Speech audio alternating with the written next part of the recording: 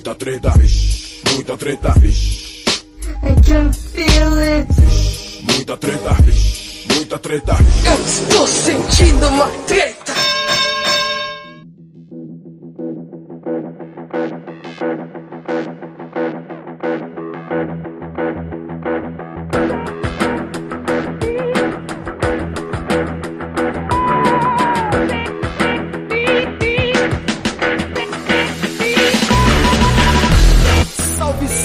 Moçada, meus queridos ouvintes do Treta Talks, o podcast do treta.com.br, o seu podcast sobre as tretas do mundo atual. Aqui quem tá falando é o Ivo Neumann e eu tô aqui mais uma vez muitíssimo bem acompanhado dele, meu parça, Dr. Charles Peixoto. Fala, moçada bonita! Ué, cadê a entrada do palhaço carequinha? Mudou? Tô tentando. Mudou sua abertura? Então, recentemente eu fui processado porque essa abertura não é autêntica. Eu roubei ela. E como eu não tenho o menor pudor de falar isso, eu queria inclusive agradecer ao seu Ambrósio Sanda, que cedeu pra mim os direitos dessa abertura, talvez durante 7 ou 8 programas, mas que eu me conscientizei que é dele e a gente pode inventar outra coisa. Eu achava que era do Patati Patatá, do palhaço carequinha. Não, isso aí você vê, existe sempre 3 verdades, né? Pois é, tem o Bozo, também o Fofão, acho que era parecido. Pois é. Mas doutor Bingo, Charles Peixoto, do Bingo, né, o rei das manhãs. Doutor Charles Peixoto, a gente gravou aqui um debate lisérgico no episódio extra, exclusivo para assinantes. Se você tá a fim de receber mais conteúdo do Treta Talks, tem um episódio extra toda semana, né? Junto com o episódio principal a gente grava uma treta súbita e a partir de R$4,20 por mês pelo PicPay ou qualquer outra plataforma, se você for de fora do Brasil tem o PayPal, você consegue assinar o apoio do Treta Talks e receber esses episódios extras aí, tanto no grupo do Facebook quanto por e-mail, para quem não usa mais Facebook, né? Para quem já se adiantou, né? Creio que em breve ninguém mais vai usar Facebook, anseio por esse momento, mas por enquanto ainda é uma boa ferramenta de grupo, né? Tá? Todo mundo tá lá. E eu trouxe aqui o Dr. Charles Peixoto nesse Treta Talks Roots, né, de 2 pessoas, né, de entrevista, a gente voltando ao formato talk show, porque Charles já participou de vários episódios aqui de bancada cheia, falando besteira, mas nunca deu entrevista, né, para esse programa. Então, você está no arquivo confidencial. Sacanagem. Então, Dr. Charles Peixoto, eu gostaria aqui de enriquecer o arquivo do Treta Talks com a sua biografia, né, a sua história. Afinal de contas, você é um cara que fez carreira, tá fazendo carreira internacional, né? Dá pra se chamar isso de ser uma pessoa bem sucedida. Então eu queria falar um pouco da sua trajetória. Primeiro, indo lá pra trás pros seus privilégios, só pra audiência saber, a gente estudou no Marista, na mesma escola, né? Na 4ª série, eu acho que eu te conheci, assim. E você era, desculpa falar isso novamente, eu sei que você não gosta, você era o playboy da escola, né? Aquele cabelinho Chanel aos 10 anos de idade, o rostinho angelical, mas era o verdadeiro demônio. Você ainda ia pra escola com aquelas jaquetas de beisebol americano pra ficar mais playboy, igual filme mesmo, né? Então, qual que é a sua lembrança dessa época e como você, de um completo playboy, não virou um completo filha da puta, né? Hoje em dia, me explica esse fenômeno. Primeiro, eu quero avisar o assinante que eu falei sobre a minha ida ao psiquiatra no episódio exclusivo. Se você quer descobrir o que o psiquiatra pode fazer com uma pessoa, vai lá, assina o Treta, ok? Pra você descobrir como é que foi essa experiência. Conteúdo bom. Olha, cara, a minha vida é muito louca, mano. Minha vida é muito louca. Eu sou filho de uma mãe solteira que pariu uma criança aos 14 anos e ela, talvez para sobreviver, casou com um cara rico.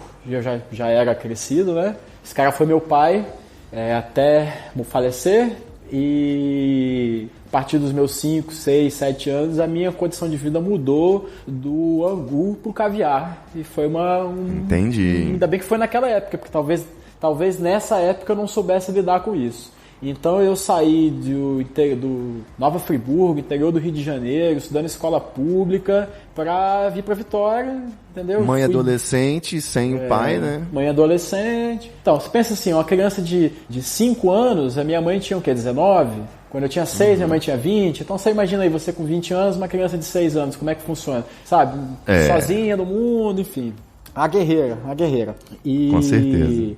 Fui parar lá, uma hora eu fui parar lá no Marista, quando eu terminei aqueles estudos iniciais, precisei fazer a primeira série, eles optaram por me dar uma educação aí de qualidade, querendo ou não a escola arbitrária, fechada, preconceituosa de certa forma, mas te entregava ali uma educação de qualidade. Isso, e eu era filho do professor, né, só para poder explicar também, eu era filho de professor, não pagava o boleto. Filho do professor e o primeiro aluno da sala até eu sair de lá, eu estudei ali da primeira série, se eu não me engano, até a 8ª, então isso dão 8 ciclos, né? Isso. E durante esse tempo todo, essa criança aí sempre foi o número 1 aí, das melhores notas. É porque tinha bolsa, né? O primeiro colocado ganhava bolsa, então eu tive que manter quando minha mãe saiu da escola para continuar bolsista. Pois, e eu acho que o que fez eu não virar um completo idiota, cara, na grande verdade, foi a separação dos meus pais quando eu tinha 12 anos e eu voltei do caviar pro angu. Entendi. Então eu tive que engolir toda aquela soberba, aquele privilégio, né? E voltar para a escola pública e tudo mais. Então, assim, minha mãe ainda conseguiu me manter no Marista mesmo, né? Porque dos 12 aos 15 eu continuei no Marista, mesmo sem poder pagar, né? Aí sim eu passei a ganhar bolsa, não sei se você sabe disso. Minha mãe foi lá e falou, porra, eu dei dinheiro para vocês aqui durante os últimos 5 anos, né? Me dá alguma coisa aí. Então, foram chegando em concessões. Eu também não era um mau aluno, né? De certa forma, eu era um intermediário, ali estava acima da média, mas era um intermediário. E saí dali e consegui passar na escola técnica, no falecido Cefet. Boa, que é ensino federal. Né? Ali a minha vida começou. Eu descobri o design lá dentro mesmo, porque quando eu entrei lá, eu também fugi de casa. Eu comecei a experimentar uma liberdade muito grande, porque no colégio Marista, você é condicionado, né? É quase que uma escola dogmática, de padres e freiras, aquela coisa. Você não pode namorar dentro do colégio, andar de mãozinha dada, nada disso aí que as crianças do Darwin faz, você podia fazer lá no colégio Marista. Não pode mascar chiclete em aula. Pois é, e aí eu entrei num lugar onde eu podia assistir a aula do lado de fora da sala, se eu quisesse, fumando um cigarrinho. Olha que loucura. Com certeza, fumava um cigarro com o professor, né? Pois é, cara. Olha, o Juarez já deve ser falecido, porque ele entrava na sala de aula atrasado 5, 6, 7 minutos. Numa mão ele segurava o apagador e uma garrafa de café, e na outra mão a caneca e o cigarro. Então ele terminava o cigarrinho na porta assim, ó, apagava no sapato, jogava na lixeira e começava a aula. Era professor de física. Então eu com saudade dos tempos em que podia fumar dentro da sala de aula, né? Acho que isso nunca vivi, mas ele fudum do cigarro chegava na última fileira. Isso aí você não tem. Então toda essa liberdade foi me deslumbrando, muito mais do que aquele prestígio. Agora, você pode ter certeza, eu só cheguei aqui e passei por esses lugares porque a minha educação fundamental foi excelente. E é onde está o maior problema do Brasil hoje, é o descaso com os primeiros anos de ensino das pessoas. Você simplesmente empurra os alunos. Por mais que você tenha tido o gostinho da burguesia, né, e depois foi tirado, mas é um legado que ninguém te tira, né? Você teve um estudo numa escola cara, digamos assim. Escola cara, fiz todos os esportes aí, dessa molecada aí, de aula de futebol, basquete, natação, handball, videogame. Dava as festinhas, né? Você que dava as festinhas da escola era na sua casa. Isso. E depois tudo isso acabou. Eu tive que entrar na escola técnica e aí lá eu fugi de casa nessa época também, porque eu vi toda aquela liberdade na escola e a minha mãe continuava conservadora ali, na forma de cuidar de mim. Todos os meus amigos saindo, indo pro Arce, pro Ibis, ITC. E aí eu não podia, isso meio que deu um bug na minha cabeça. Eu falei, foda-se. E aí fugi. Nessa de fugir, eu comecei um comércio de vale transporte, porque o aluno federal podia comprar 2 cartelas de vale transporte, e aí, meu amigo, eu comprava as 2 cartelas de vale transporte e revendia, e aí aquilo ali acho que dava um ágio de 13%, além do valor, certo? Porque olha, empreendedorismo. O estudante O estudante pagava meia, então eu vendia aquilo ao preço de meia mais 13% para uma pessoa. É legal, né? Porque a pessoa que não é estudante não pode usar o vale transporte de estudante. Mas ninguém pedia carteira, então a pessoa usava. Então, para quem estava comprando era um grande negócio, para mim que estava vendendo também. Eu acho que eu fazia uns R$90 com essas duas cartelas na época, que era bem próximo de um salário mínimo. Acho que o salário mínimo era 98, ou eu fazia 75, era não sei que era um valor bem mesmo. próximo. E chorei a minha condição de vida de fujão de casa para assistente social da escola, e aí eles me deram um emprego na cantina. Então agora eu tinha 2 empregos e eu tinha alugado uma república na frente da escola, então eu não precisava usar nenhum vale transporte. Só que Perfeito. essa minha profissão de chapeiro na cantina da escola, ela levou acho que 3 ou 4 semanas. Por quê? Eu não era popular mais como eu era no Marista, entendeu? Eu era mais um ali no meio daquele monte de gente. Você não dava mais as festinhas em casa, né? Não. E aí eu comecei a oferecer pequenos favores para as pessoas com o poder que eu tinha da cantina. Que certo? isso? Eu achei que era uma história de prostituição. Não, a gente... Lá se vendia água gasosa. O que era água gasosa? Aquela nossa máquina de refrigerante tem 2 botões lá dentro. Um sai xarope de refrigerante e o outro sai água com gás, certo? Então a pessoa pagava na época 5 centavos de real e era um copo de água com gás. E o refrigerante devia ser 50 centavos, 70 centavos, alguma coisa assim. Gente, a nossa economia já foi mais arrojada. Baseado em centavos, né? Baseado em centavos. Eu lembro quando o Plano Real saiu uma matéria na Veja com as coisas que você podia comprar com a moeda de 1 centavo. Eu lembro disso até hoje. Muito velho mesmo. Pois. E então essas pessoas chegavam com essa ficha da água gasosa e saíam com milkshake, refrigerante, suco natural. Outras compravam um salgado do mais barato e saíam com um x-tudão, sacou? E rapidamente eu fui descoberto e aí só que a minha sistema de corrupção na cantina, que coisa horrível. Rapaz, eu tinha tudo, essa época eu tinha tudo pra virar pra estar preso hoje, porque isso é só uma das histórias, né? Eu cheguei, por exemplo, a visitar meu pai uma vez nessa época e roubei umas folhas de cheque dele, sacou? Nossa aí, senhora. O que acontece? Eu vou contar essa história inédita. Guardei essa história até hoje, assim. Eu precisava comprar os livros do 2º ano. Eu lembro disso bem nítido. E já não tinha mais a minha mãe para recorrer. O dinheiro que eu fazia não dava para comprar os livros. Você aí que é dona de casa, mãe de aluno do 2º ano, sabe que a porra do livro de química é caro, o livro de matemática é caro. E na época, gente, era um livrão grosso para cada matéria. O sistema não te dava o livro, você tinha que comprar. Eu sei que a compra dos livros, se o salário mínimo estava em torno de R$98 na época, a compra a compra dos livros para todas as matérias, que eu não lembro mais quantas eram, davam uns R$300, sacou? E aí eu fui pedir dinheiro pro meu pai. Eu fui lá visitar meu pai, falei, pai, eu fugi de casa e tal, e eu precisava de dinheiro para comprar os livros. O meu pai, muito sabiamente, falou, olha, você fugiu de casa, isso é um ônus totalmente seu, você tem que ir voltar para casa da sua mãe e pedir dinheiro para ela. Foi a resposta que ele me deu.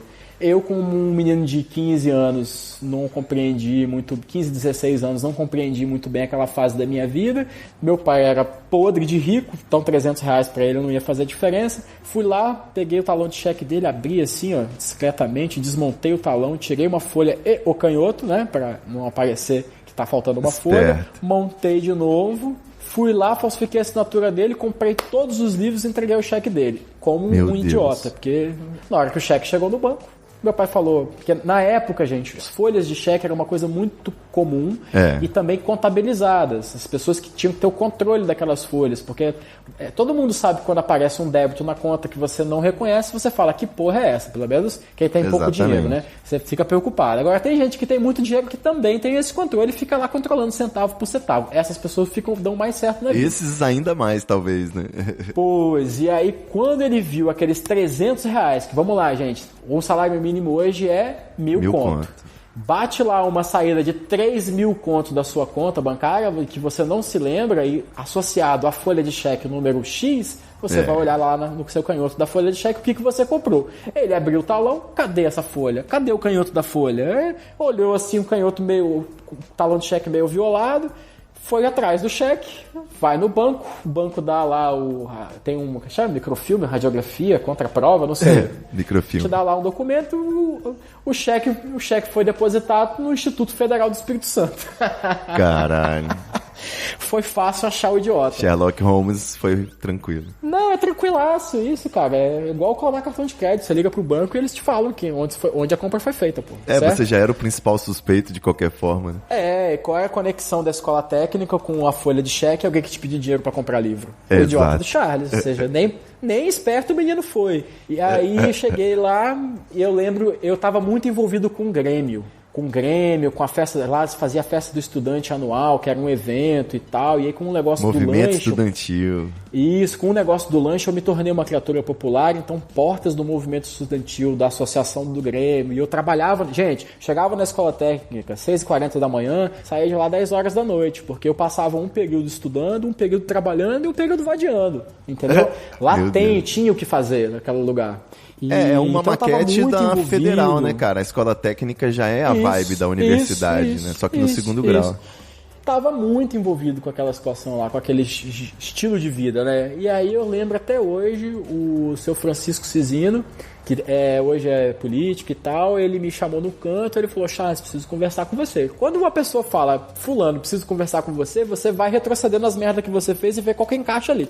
Tac, em cerca de 12 segundos eu falei, é o cheque. Aí ele me falou, cara, o seu pai me ligou sobre o cheque que você deu pra gente pra comprar o livro, porque eu havia comprado o livro na biblioteca do Grêmio, que era mais barato, certo? E sustou o cheque. Eu falei, olha, eu precisava dos livros para estudar e tal. Bem, apesar de ser crime, gente, tá? Apesar de ser errado... Você tinha 15 anos, né? E já prescreveu. Eu tinha 15, 16 anos, o motivo ali não era torpe, eu roubei para estudar, equivale ao cara que rouba uma galinha porque a família tá passando fome. É crime do mesmo jeito, mas... Isso, é princípio da insignificância jurídica, da insignificância jurídica. O Francisco falou, olha só, eu não vou te denunciar pra polícia, você também não vai precisar devolver os livros, olha que legal, certo? Só não faça mais isso. E meus amigos, desse dia em diante, eu fiquei com o cu na mão de uma forma que eu não passava nem a jaca e eu nunca mais roubei nem copo de bar. Eu lembro de um relacionamento que eu tive com a dona Marina. A Marina gostava de levar um copinho de bar pra casa e eu olhava pra ela com a cara feia assim e falava, não, leva um copo de bar, a gente pode comprar esse copo americano, pra que você vai levar? Aí ela, ai gente, isso é uma recordação. Eu falei, não, isso é roubo. E me tornei uma criatura chata, nojenta, enjoada com isso até hoje. Por quê? Porque aproveitei essa chance ali da escola técnica. Depois disso, eu não pude mais estudar. Eu só fui voltar a estudar aos 28 anos de idade. Por quê? Sozinho. Terminei aquele ensino ali. Já trabalhava na escola técnica. Dali eu consegui um estágio na Estiga Excelsa, hoje EDP. Eu era um bom trabalhador, então meu estágio foi renovado 4 vezes. Empresa de energia elétrica, né? Pra galera que não sabe. Eram contratos de 6 meses. E depois, lá eu comecei a apresentar os meus dotes artísticos lá, naquele momento. Dotes artísticos, Porque eu trabalhava no setor de geração de energia, setor que construía e dava manutenção nas nossas hidrelétricas do Espírito Santo. Olha só. Mascarenhas e outras hidrelétricas que agora eu não vou lembrar o nome. Falando assim parece super importante, mas você falou que você era estagiário, né? Eu fazia, resumidamente, eu fazia café, tirava copo e ia ao banco. Ok, gente? Não tem nada muito moderno. Até que o cara descobriu que eu sabia mexer no paintbrush. E aí chegou um serviço pra mim que era o seguinte, Charles, nós vamos construir essa usina aqui e esse lago que tem aqui perto de onde vai ser o vertedouro, ele tem muito lixo. Você consegue tirar o lixo? Aí eu falei, consigo. Aí eu abri o Paint, galera. Eu fui pixel a pixel, substituindo as corzinhas, cara. Tirei geladeira, tirei sujeira, tirei tudo. E ali eu vi que eu tinha uma certa habilidade para essa ferramenta. E já saí dali da Excelsa como estagiário não remunerado numa agência chamada Arte Livre. Certo? Pode crer. E foi lá com o seu Telmo Correia e o seu Jorge Santana que eu aprendi tudo o que eu sei hoje, né? E depois eu não parei. Agora eu vim parar na África, papai. Vim fazer trabalho artístico aqui. Acho que resumindo, é por isso que eu não virei um filho da puta. Chance eu tive. Podia ter virado um criminoso também. Mas eu consegui ir esquivando porque eu acho que eu sinto muito mais adrenalina em fazer alguma coisa que seja útil do que tomar alguma coisa de alguém ou subjugar uma outra pessoa. Excelente. Bom, você focou no aspecto ético aí da sua trajetória, mas passou por cima aí muito rapidamente de algumas coisas. Eu vou continuar essa como se fala, esse envolvimento do ouvinte nessa conversa, né, explicando pro ouvinte algumas coisas, que também houve esse famoso episódio que eu também já contei, que é quando eu, pós-adolescente, já estava na faculdade estudando Direito na UFES, eu morava em Itapuã, no 4º andar, tinha um vizinho de frente, né, no prédio de 4 andares, então a gente estava no último andar, então só um vizinho poderia me ver fazendo as coisas que eu fazia à tarde, né, e vocês podem imaginar o que era. E eu ficava tranquilo, né? Fazia aquela fumaça ali, vespertina, tranquilamente, até porque o apartamento em frente era desocupado, né? Não tinha ninguém morando durante muito tempo. Até que um belo dia, muito chapado, eu olho assim e vejo um movimento de uma galera entrando no apartamento. Eu tomo um susto, abaixo na hora, né? Com a ponta na boca já, em Nárnia. E aí eu, caralho, tem gente, fudeu, perdi minha privacidade agora. E aí eu fui abaixado assim pro meu quarto pra ver de uma outra janela, de um outro ângulo, assim, aquela cena de ação na minha cabeça, muita adrenalina, né? E aí eu olhei, tava rolando aquela mudança e do meu quarto eu conseguia ver um quadro dentro do apartamento, né, recém-chegado, e era um pôster do Bob Marley, né? Foi um momento dos mais engraçados, assim, um tapa durante uma onda. E o outro tapa foi quando eu fui fazer boas-vindas pro vizinho, né? Descobri que era Charles Peixoto, meu amigo de infância, depois desse período em que ele foi se prostituir na escola técnica. Aliás, foi ser o Eduardo Cunha da escola técnica. E aí eu descobri que ele estava fazendo design, fazendo site em Flash, fazendo um monte de coisa. Você trabalhava como publicitário, como designer, fazia tudo, né? Cartão de visita, outdoor, o que fosse. Eu também, pelo meu pai, né? Por meu pai ser publicitário, eu também fazia uns bicos de vez em quando, então a gente tinha esse assunto em comum. Eu lembro, assim, que a gente trocou muita coisa.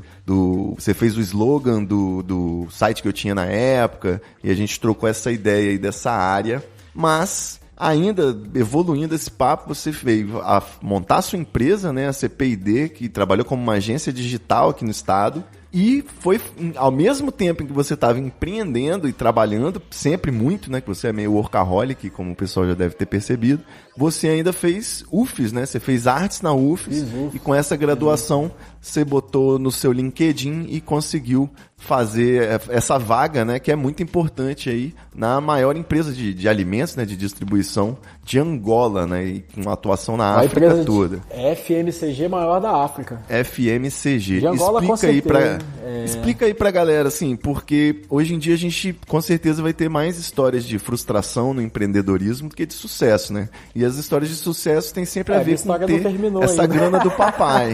Não, mas tem sempre a ver com ter essa grana do papai. Você não pegou 1 milhão, você não pegou 100 mil, você não pegou 10 mil pra fazer a sua empresa, né? Você começou em casa com um computador se fudendo, que eu acompanhei. Conta aí como é que é isso, qual que é o pulo do gato aqui? Você fez algum teste do sofá? Não, quando eu mudei para aquele apartamento lá em Itapuã, no Costa do Sol, eu tinha acabado de ser demitido da Arte Livre, a Arte Livre tinha quebrado, e nessa da Arte Livre quebrar eu herdei alguns clientes e comecei a minha carteira.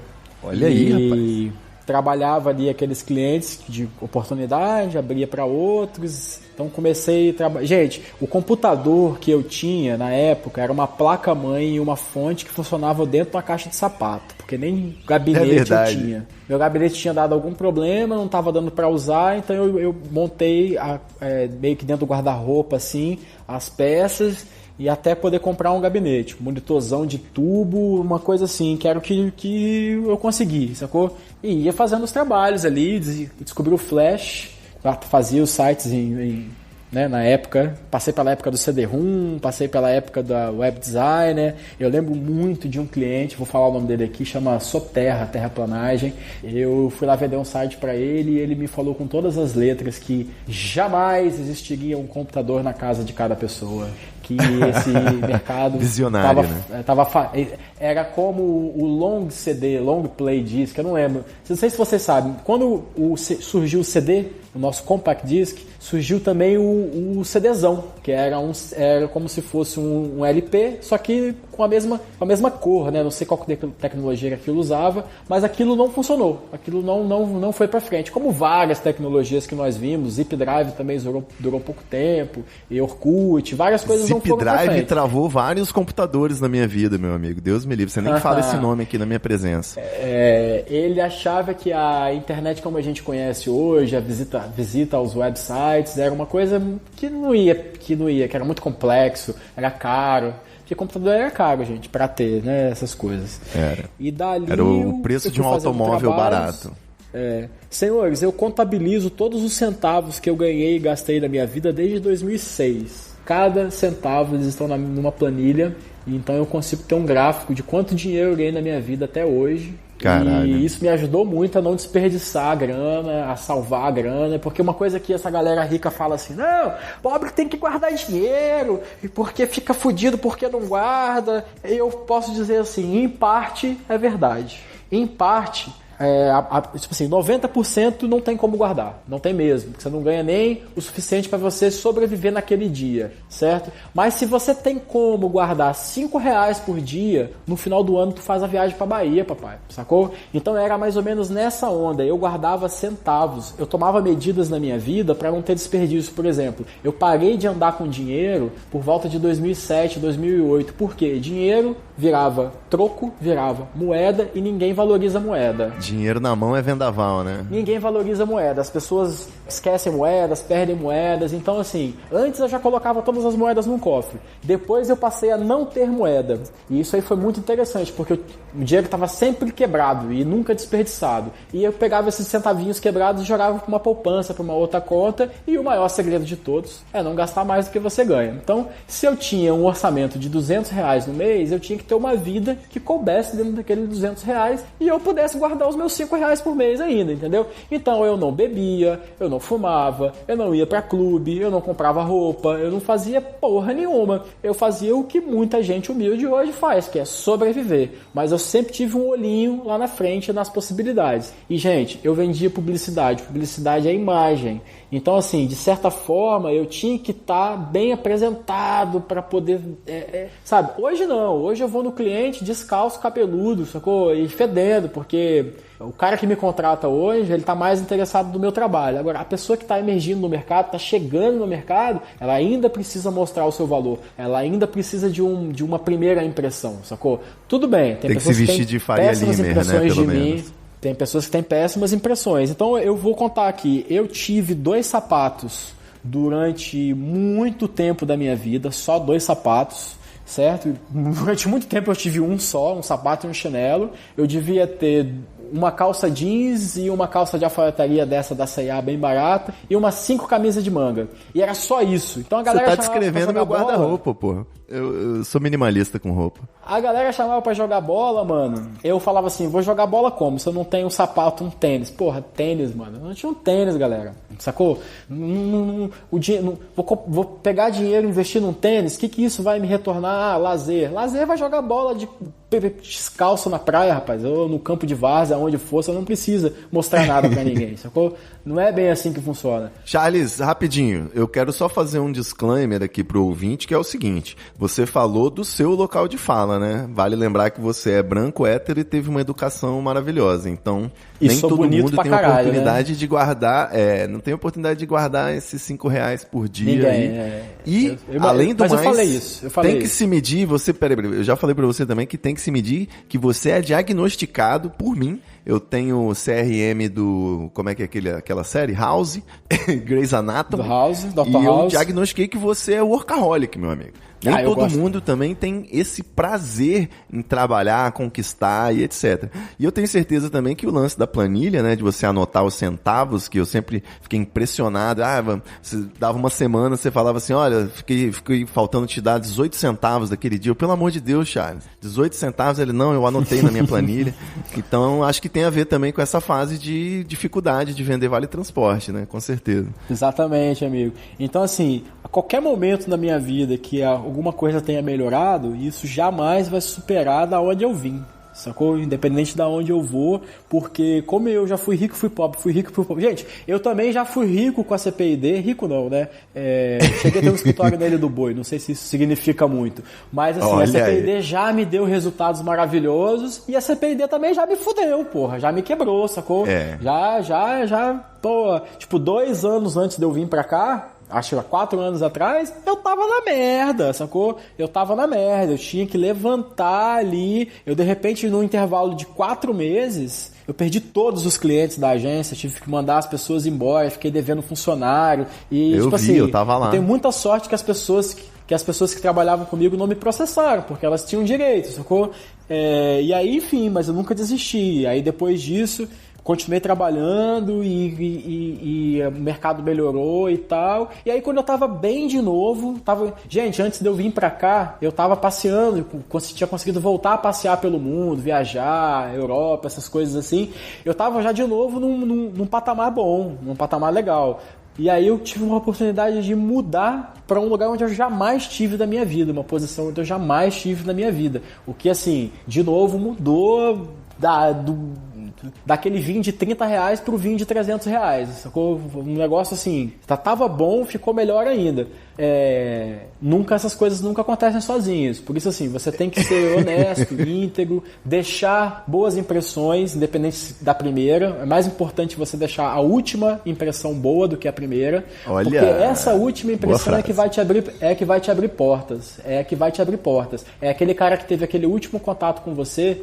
Gente, quantas vendas eu perdi nessa vida porque eu identificava que o cliente não precisava daquele produto, entendeu? E aí os meus colegas, os meus colaboradores, as pessoas que trabalhavam comigo falavam: Charles, você é doido, você acabou de jogar R$20 mil fora. Eu falei: gente, a gente vai pegar R$20 mil desse cara aqui uma vez só na vida e ele vai ficar puto e vai falar que a gente é mercenário e nunca mais vai voltar. Ou a gente não pega R$20 mil agora e tem a vida toda de possibilidade de fazer negócio com esse cliente, tá entendendo? Então sempre fui muito mais no que pode acontecer com as suas atitudes.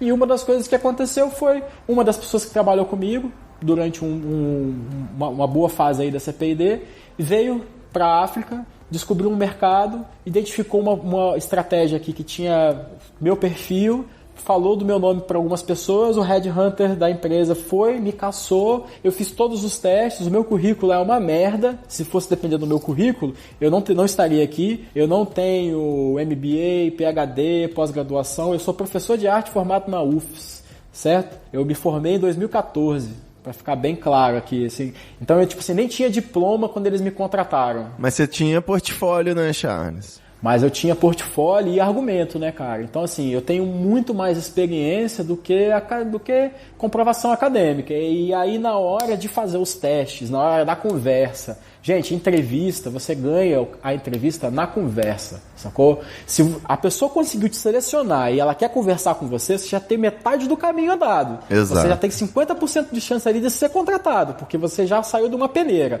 É naquela conversa com aquele filho da puta ali, sacou? Com aquele cara que às vezes vai te tratar mal, vai te olhar de cima para baixo, é naquele momento que você ganha a vaga de emprego, certo? E ficar no emprego, aí depende do seu desenvolvimento. Mas entrar no emprego é naquele momento, sacou? É naquela conversa. Naquela conversa você tem que demonstrar confiança, demonstrar que você sabe do que você está fazendo, sabe do que você está falando, sabe de onde você vem. Mostrar também o que você não sabe, o que você pode aprender, sacou? Não mentir no currículo, que é uma bobagem, porque meu inglês é fluente. Aí o cara entra e começa a falar inglês com você, você não dura 30 minutos de conversação com o cara. Que inglês é esse que você fala, sacou? Não é. Inglês não é saber Facebook, Orkut, entendeu? McDonald's. Isso não é saber inglês, sacou? O cara tem uma experiência no computador, não é assim que funciona, sacou? Só pegando um gancho aí, pegando um gancho no que você falou, eu sempre lembro dessa experiência, né? Eu fiz poucas entrevistas de trabalho, né? Eu tenho um emprego há anos, né? De concurso mas eu lembro da minha primeira entrevista, que foi o primeiro momento em que eu pensei, nossa, vou tentar um emprego, né? E eu tinha 15 anos e abri um McDonald's do lado do Marista. Então eu pensei, vou trabalhar aqui do lado de casa e vou comer cheddar todo dia. Então eu pensei, essa é a oportunidade de ouro. Fui para as filas de seleção lá no Libanês. Peguei umas 3, 4 horas no sol, na fila, né, em pé, aquela coisa, muita gente, porque tinha muita idade que podia, né? Então era muita gente no processo de seleção. E aí depois de passar aquele tempo todo lá, finalmente quando chegou minha vez, assim, eu pensei, cara, Eu esperei pra caralho, então agora é a hora do teatro, sacou? Eu nunca tinha feito isso na vida, mas eu sabia, assim, mais ou menos como tentar ser uma pessoa agradável, simpática, comunicativa, com experiência de escola mesmo, né? Com experiência de apresentar, sei lá, trabalho e essas coisas. E eu mandei um personagem lá do gordinho adolescente super legal, né? Com 15 anos.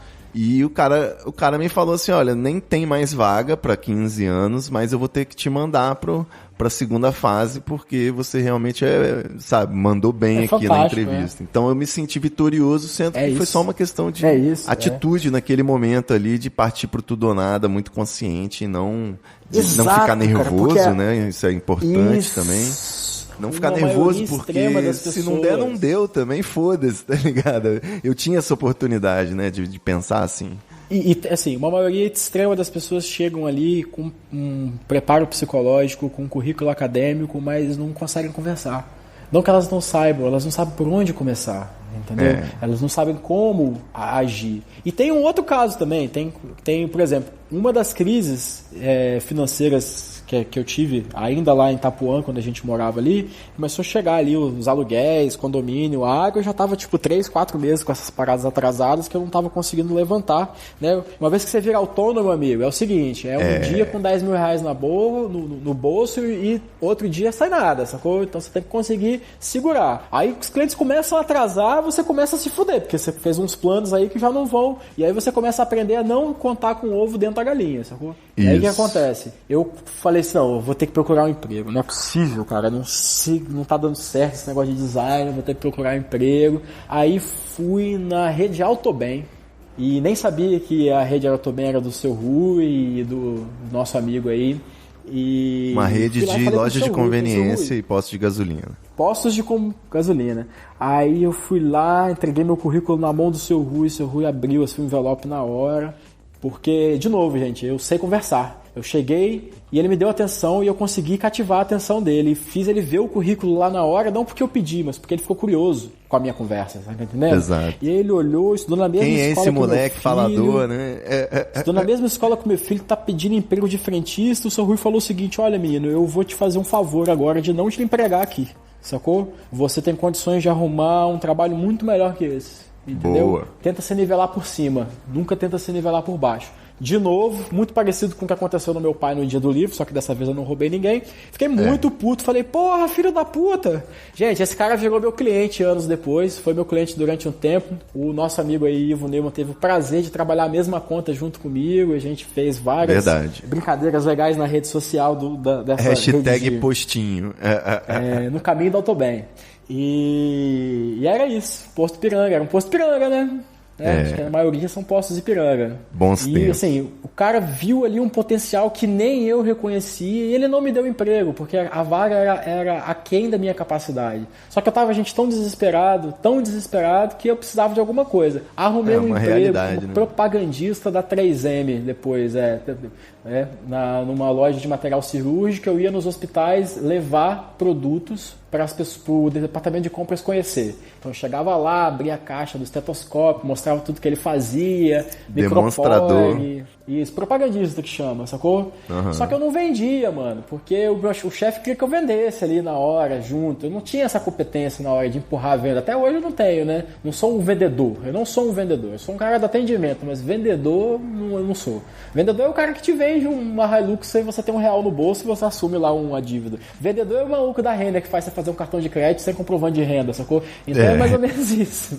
E fiquei lá também mais um tempo, não estava dando resultado, o cara me mandou embora, tive que voltar pro design. Aí falei, não tem jeito, não sirvo para trabalhar para os outros, vou ter que encarar isso daqui. E aí, amigo, nunca mais larguei essa cachaça. Aí eu abri o que a gente... Nessa época, depois da 3M, eu abri o que se conhece hoje como CPID. Na verdade, o nome CPID é uma abreviação de Charles Peixoto Internet Design, que era o nome que eu usava, e que nosso amigo Ivo Neumann me aconselhou a transformar isso numa sigla, que quando a gente faz uma sigla, a gente tira a pessoalidade, vira uma instituição e não uma pessoa.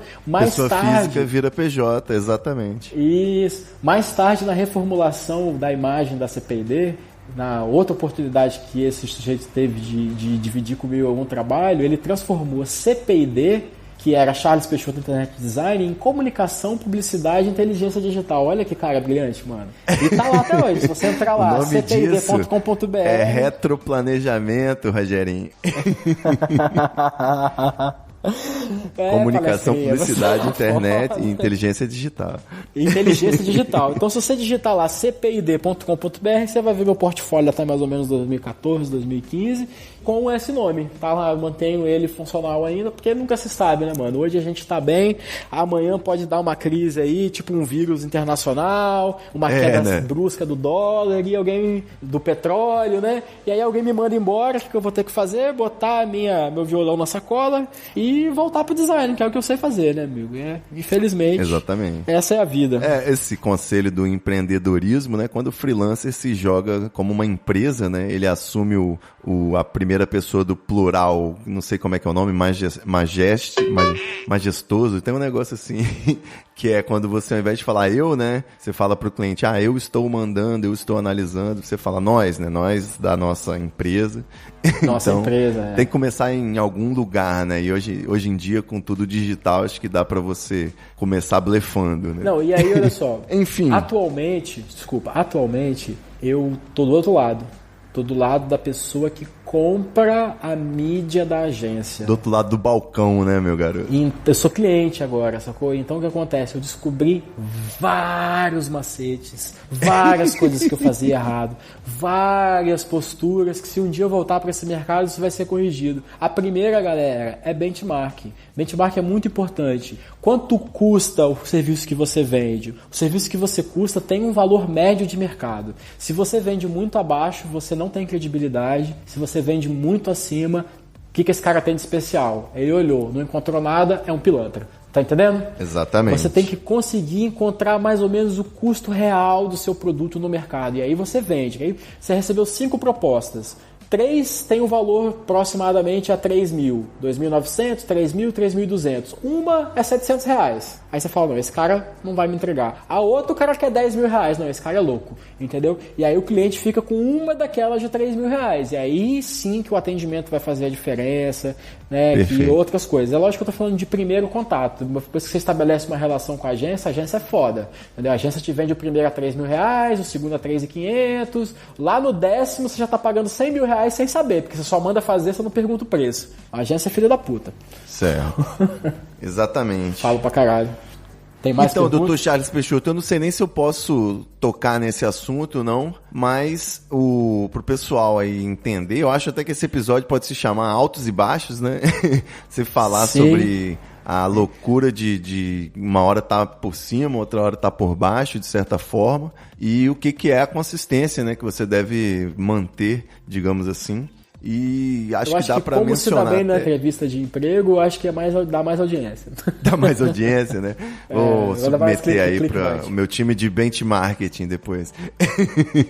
Então, eu acho o seguinte, o momento em que você empreendeu, você conquistou, você também experimentou o baixo nessa questão do empreendedorismo. A gente já tratou aqui no Treta várias vezes, no episódio Empreendedorismo Fora do Palco, Startup da Real, você estava presente, inclusive, Charles. O Startup da Real falou, né, que na verdade a falência é o normal, né? Então se vende o sonho como se fosse uma coisa fácil e muita gente se joga sem ter preparo. No seu caso foi uma coisa mais orgânica, você de profissional freelancer se virando, você expandiu, né, arrumou um emprego e aí passou a fazer esse serviço, depois a ter a sua empresa, contratar pessoas e aí também toma processo trabalhista, né, toma uns tombos, né, perde cliente. Eu tava no momento, dá para dizer que a CPID não foi a primeira empresa que eu fali, mas eu estava no momento em que a gente tinha uma carteira já reduzida de clientes, porque estava uma crise econômica muito grande e a crise era ainda amplificada pela mídia, né, por todo mundo falando da crise, a crise política. Então a gente era feliz e não sabia, mas os clientes já estavam rareando. A gente teve uma reunião com um determinado cliente que falou, olha, eu vou pegar essa verba de Facebook e Instagram aqui que eu boto todo mês na CPID e vou fazer folheto para ver se vende mais. E eu não sei se a estratégia dele deu certo, eu quero acreditar que não, mas eu vi esse momento de baixo também. Só que você depois também teve essa possibilidade, esse contato. Você vê, um funcionário te processou, o outro te indicou para uma vaga de emprego internacional, né? E você tá trabalhando aí numa espécie de Unilever da África e... Assim, eu sei que você teve que responder outro dia aí uma entrevista para a revista Forbes, né? E aí quando você já tem mais um alto, logo você já tem um baixo, porque eu sei que também que você respondeu, mas não pôde assinar, né, as respostas. Então, funciona. Tudo na vida corporativa tem uns sapos para serem engolidos, né? E às vezes o alto e o baixo então, pode estar no mesmo dia, né? Me fala e dá sua mensagem final sobre isso e fazendo o link com a pandemia de Covid, que também é um momento que está todo mundo mudando toda a forma como pensa a vida e enxerga a civilização. O fato de eu ter trabalhado para mim a maior parte da minha vida e com os meus amigos me livrou do tal do engolir sapo, que é uma coisa que eu... tive pouca experiência e que eu tô aprendendo agora, né? Você tem que... faz parte do mundo corporativo e tal. Muita gente fala não, você não pode fazer isso e tal, mas se ela estivesse no seu lugar também, ela abaixaria a cabeça e obedeceria. Claro, com certeza. Se você não engole sapo, você é privilegiado, sim. Isso. A minha equipe tem feito um trabalho primoroso aqui na área de redes sociais, com realmente um destaque que, além dos meus chefes, dos meus diretores nacionais, internacionais... Olha o plural majestático aí, né? Sua equipe está fazendo um trabalho primoroso ou você está fazendo um trabalho primoroso? Hoje eu tenho uma equipe. Eu cheguei aqui sozinho, era eu e mais um, era eu e o cara que me trouxe. Hoje são 60 pessoas, papai. Boa! Então a gente ganhou espaço dentro da empresa, eu ganhei uma equipe só para mim, designer, redator, que era o que estava precisando para poder falar o português daqui, poder entender melhor o comportamento do consumidor e tal. E esse trabalho agora fechou 2 anos. Eu entreguei um relatório para a diretoria que foi assim, muito conciso, muito objetivo, e veio também o reconhecimento popular, né? A revista Forbes veio saber que porra é essa que está acontecendo na África aí, que tem uma empresa modificando a forma com que as pessoas utilizam as redes sociais. Então, assim, toda a ação transformadora, ela gera várias reverberações. Uma delas talvez tenha sido a inveja ou as pessoas que estavam aqui há muito mais tempo que eu, queriam aparecer no meu lugar. Aí o dono da empresa falou o seguinte: olha, eu não quero ninguém nessa porra dessa matéria. Ninguém vai pra capa dessa revista, nem o Charles, nem o fulano, nem o ciclano, ninguém, sacou? Que foi a forma que ele, muito sabiamente, resolveu. Me lembro muito aquela história do rei lá que mandou cortar o bebê no meio, como é que era o nome? Nossa. Aquele. E tinha 2 mães, né? Tinha 2 mães disputando a criança, aí ele falou o seguinte: então tudo bem, a gente corta esse bebê no meio e cada uma fica comendo metade. Aí uma falou, tá bom, e a outra falou, não, toma, fica com a criança toda. Aí o rei descobriu que aquela ali era a mãe real do bebê, que não queria que ele morresse. Então ele sabiamente falou o seguinte: não quero essa guerra de ego, de disputa, ninguém sai nessa porra dessa revista, sai institucional, sacou? Aí no dia fiquei chateado, né? Falei que era um absurdo, que era o meu trabalho, era o trabalho do meu time, é o sangue da galera que deu aqui, que não é coisa fácil, botar essa galera para trabalhar nesse ritmo aqui na África é difícil, sacou? Aqui é um mundo diferente, senhores. É muito diferente desse mundo que a gente vive no Brasil, na Europa, nos Estados Unidos. Aqui as pessoas vivem. Aqui viver vem na frente de trabalhar, sacou? Então é essa pegada nossa de trabalhar 16, 10, 12 horas por dia. Isso não existe, sacou? Das 5 horas da tarde o cara tá bebendo a cerveja do lado de fora do serviço de uniforme. E ele não atende telefone, não tem, sacou? No outro dia de manhã, 7h30, ele tá na porta também. Então assim, aquela carga horária de trabalho dele é bem específica. Ele executa aquilo. Se acabou aquilo, ele vai dançar, vai viver, vai fazer outras coisas. Então tirar essa galera desse ritmo e colocar no nosso já foi o primeiro desafio, e é graças a isso daí, graças a essas pessoas que compraram, né, a ideia, que a gente chegou nesse ponto. E aí eu achei nada mais do que justo eu poder assinar, e não tô falando só de mim, eu queria poder dar o nome do Edgar, dar o nome do Mengisto, dar o nome do Thiago, dar o nome do Sanda, dar o nome do Ruben, do João, da Carolina, das pessoas que estão aí próximos, sabe, de mim, e que são o trabalho, né? Não é que fazem parte, eles são o trabalho, né? Somos um time. Certo. E por que não o meu nome tudo no meio? Não foi aceito. Passou Ou pelo o final menos de semana, as iniciais, né? CP e D. Na segunda-feira... Você tem que meter Vou te falar, você tem que meter na resposta um easter egg. Você escreve assim, nós trabalhamos com comunicação, publicidade e inteligência digital. Inteligência digital, essa eu não pensei nisso. Mandar um CP e D. Então a matéria já foi... Mas vocês aí que trabalham com editoria sabem que essa porra pode nem sair, né? Vamos esperar sair primeiro a matéria pra poder tirar onda ou poder contar pra alguém, né? Não, mas já dá pra botar um update no LinkedIn de responder uma entrevista pra Forbes. Ninguém precisa saber de mais nada. Meu querido Charles Peixoto, vamos encerrando esse episódio. Dá sua arroba aí que eu preciso começar meu home office, tá dando o horário aqui. A gente tá inaugurando um horário novo de gravação, matutino. Incrível isso, muito obrigado. Muito pertinente pra mim. Faz o seu jabá final, dá o seu LinkedIn, não sei se você não usa o Twitter, né? E fala pra gente como que você tá lidando com a pandemia, meu amigo. Porque como que você trabalha com um vírus aí batendo as portas? Cara, eu sou @Charles Peixoto em todas as redes sociais, Facebook, Twitter, Instagram, YouTube, LinkedIn. Agora o LinkedIn também deixa você personalizar. Inclusive eu personalizei meu Tinder, também é Charles Peixoto. Se você quiser lá, tinder.com, acho que é user, né? /Charles Peixoto, você vê lá minhas fotos. É branding isso aí, rapaz. Eu tô no time das pessoas indispensáveis, né? Não pessoas, mas dos ramos de atividade indispensáveis. Eu Serviços trabalho diretamente essenciais. Serviços essenciais. Eu trabalho exatamente com a alimentação das pessoas. Nossa empresa é a empresa que coloca comida em Angola, sabe? Tira a comida do porto, traz a comida, coloca nos armazéns, a comida que está no supermercado passou pela nossa empresa antes. Então é uma das atividades que não pode parar. Então, vende comida, né? Para o pessoal não achar que leva comida da ONU para Angola, não. Vende comida em Angola. O grupo produz, industrializa, embala e distribui. Ele atua em todas as pontas, certo? Ainda importa marcas internacionais como Red Bull, Johnson, Nivea, Unilever e por aí vai, Galo, enfim. Então, assim, é uma atividade de distribuição, de manter supplier aí da galera funcionando.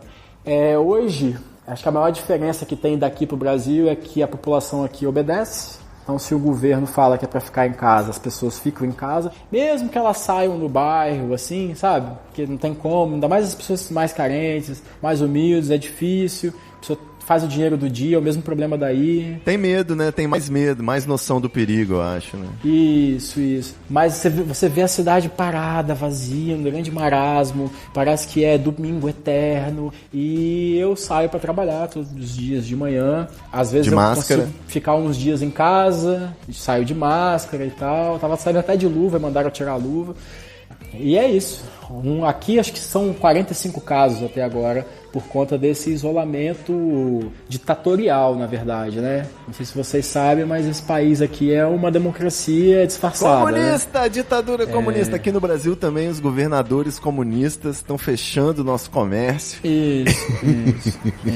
Mas aqui o pessoal é fechado com a China, com a Rússia, a ideia da minha pergunta era se você estava fazendo planos para o futuro ou você acha que não tem futuro, né? Mas a gente precisa encerrar esse episódio, que eu já tô atrasado pro trabalho. Não. Então, tem futuro, nada é capaz de acabar com a humanidade. Não tem futuro, não tem nada capaz de acabar com a humanidade. Nós somos o fim do mundo, sacou? nós somos. Mano. O ser humano passou por tudo. Peste de várias cores, doenças de todos os tipos, sabe? Acho que só mesmo algum tipo de cataclisma climático, assim, não sei se é redundante, né? Que pode acabar com esse mundo. E mesmo assim, eu acho que no atual ponto de tecnologia ainda vai ter uns filhos da puta no bunker vivendo embaixo da terra. Então eu não acho que o mundo acaba facilmente, não. Agora, vamos viver uma crise forte. O mercado internacional, os indicadores, todos eles apontam aí, principalmente para o povo brasileiro, aí, uma dificuldade grande nos próximos meses. Pode contar aí 18 meses de problema. Faça seu pé de meia, tá? Cuide da sua família, divida amor. Dividir amor é muito importante, porque se você não tem dinheiro e tem amigos e tem amor, você vai continuar feliz, entendeu? Boa. E é isso. Boa, garotinho. Então é isso, galera. Muito obrigado, Charles Peixoto. Vamos que vamos. A gente vai sobreviver, sempre fica uma baratinha. Vaso ruim não quebra, é um bom ditado também.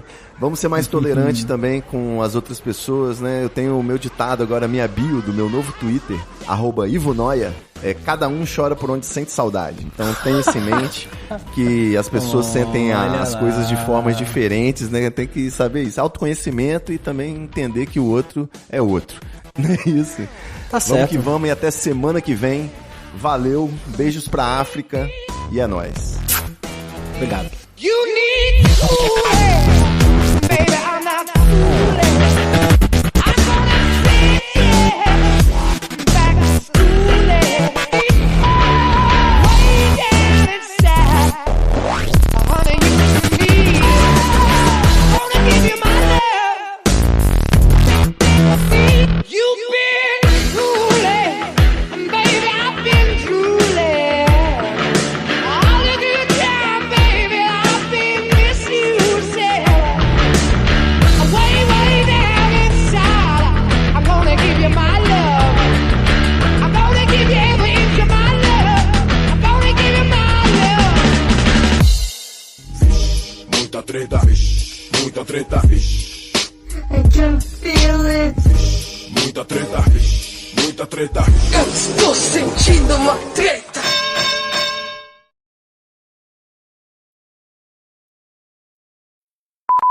E ficou bom um papo, não ficou? Biografia, rapaz, completa, entrevista. Falar de mim mesmo é fácil, né? Eu posso mentir à vontade, ninguém vai saber.